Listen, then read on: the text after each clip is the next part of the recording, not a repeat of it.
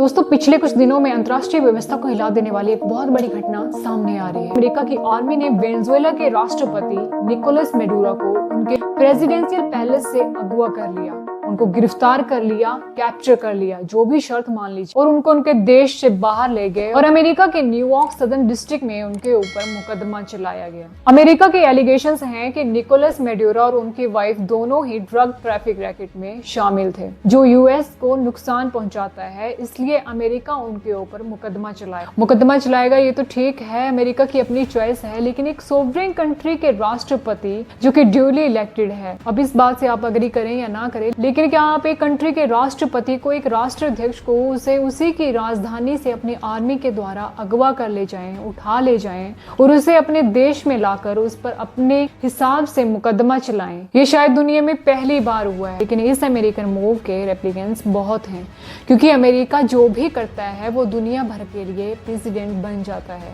United state अगर किसी देश के प्रेसिडेंट को इस तरह से उठा ले जाकर उस पर अपने आप मुकदमा कर सकता है, तो कौन रोकेगा व्लादिमीर पुतिन को? अगर कल को वो यूक्रेन में घुस जाए, कीव में जेलेंस्की को उठा ले जाए और मॉस्को में लाकर उस पर मुकदमा चलाए, या फिर ये भी हो सकता है चीन के राष्ट्रपति शी जिनपिंग ये कहे कि अगर अमेरिका के राष्ट्रपति ऐसा करे तो यही काम हम ताइवान के साथ करते हैं, और फिर ये चक्कर चलना शुरू हो जाएगा, तो एक मजबूत राष्ट्र, एक कमजोर राष्ट्र यानी कि कमजोर मिलिट्री के खिलाफ कोई भी विरोधाभास करके वहां के पीएम, वहां के राष्ट्रपति को अगवा कर ले जाकर अपने देश में अपने कॉन्स्टिट्यूशन, अपने जज के हिसाब से मुकदमा चलाएगा। ये एक बेहद ही खतरनाक वर्ल्ड ऑर्डर है और इसके बहुत खतरनाक रेप्लिकेंट्स होंगे।